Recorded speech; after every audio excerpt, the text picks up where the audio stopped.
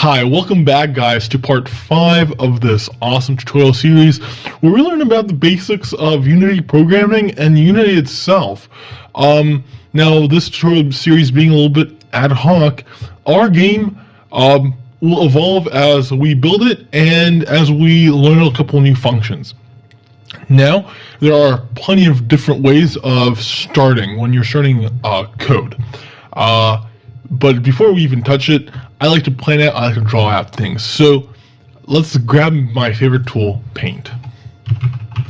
Now having Paint out, we're going to talk about what game we're going to create. Now we're going to be cubes, right? And this cube is going to collect coins, right? And the cube will be able to move these directions, so X, Y, and Z.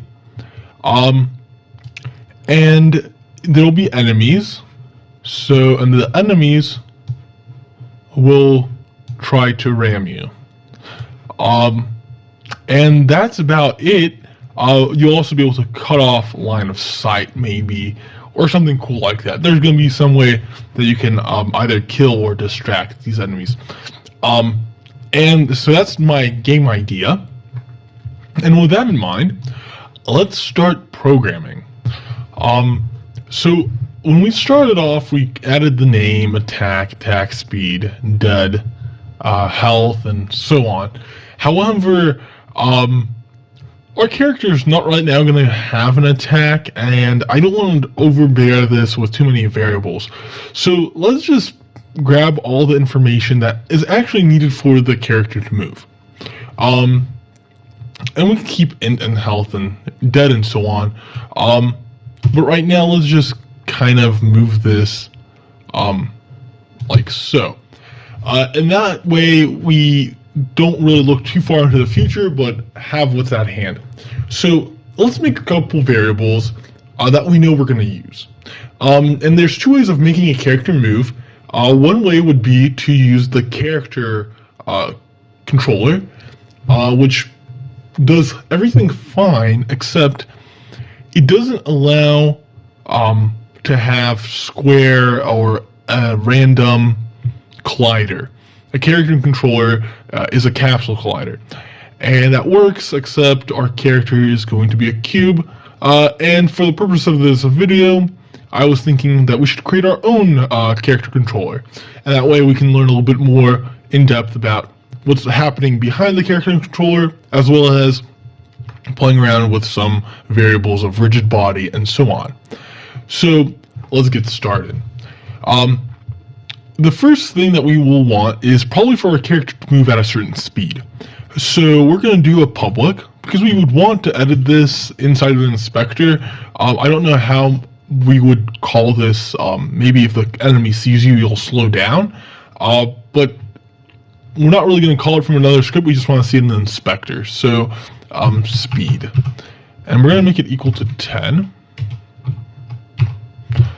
And then we're going to have gravity, how much it's going to be pushed down towards Earth, and so that's also going to be public. So maybe there's a power up and you lose gravity. So let's just keep that into account and let's make that public, and we can also adjust it if something's wrong.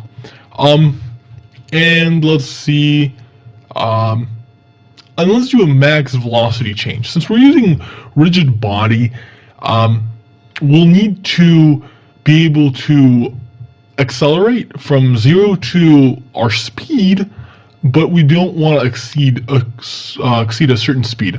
So let's make that also public. Since we don't know what the sweet spot is, we're just going to make it everything equal to 10, float, and let's make this max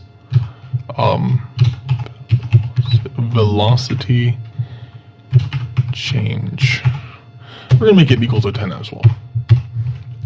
Okay, now with that down, we have we're going to hit save, and we're going to go into Unity, and this is our little test scene, and we're going to start making our scene, right? So we're going to have game object, because we're going to create some objects, game object, 3D object, cube, and this is going to be our ground.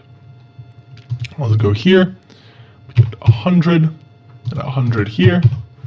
And give it some color. So to give anything color without this default material, as you see, it's blank. To change that, you let's make a folder first. So let's in our assets, right-click, create folder, and put colors. Oh, and I'm going to right-click here, create, and we're going to create a material. So if you click on the game object, you see default material. We're going to actually create our own. So create material, and this is going to be called ground. And now we can drag the ground material onto our ground, either by dragging it into the hierarchy or into the inspector, and it closes up, and we can open it, and now we can change it to a lovely green, but not too piercing, right? Maybe we can do an orange. That looks nice, doesn't it? So having that set, we can now make our player. Game object, 3D, cube, and we can double click on our player and drag him out of the ground, like so. And we see that this is called cube. And to rename these, you can either go here and type in whatever, so ground, or you can click here and you can click, double click for Mac, click and wait, click again for Windows, and type player. And that way we have a little bit of distinction. Now, as I said earlier, everything here is like a folder. We can drag and drop things into one another. And since we're not going to create necessarily a camera script right now, and we want to test this out, we can parent the camera to the player. And by parenting, this is going to be the child, and we're dragging and dropping into the other folder, the game object, and this is now the parent, and this is now the child, the parent being on top. So now our camera's here. Now how do we efficiently move this camera to our game object? Well, you do that by either trying to position it, but when it's too far away, you can just click on it, and you see these X, Y, and Z. As you said, this is for, as I said earlier, it's for positioning at a certain point. And if you zero it out, it's 0, so it's in the center. It's at the 0 point relative to the parent object. So if I move the parent object, right, this is changing, but the main camera is staying at 0, and we want that. So now we have the camera here, but let's position it out. So we're going to move it here, move it up, out, maybe a little up, out, like so. Go into game view, just beautiful. We can move it up, and we can hit the rotate key, and we can make it look down. And now we have a perfect view of what's in front of us, and we are ready to roll. Now in our player, let's assign the player script. And as you see, everything that is public is here, and our health is 0. And the reason why that is, and it's not some weird number, is undefined variables that are public are the default.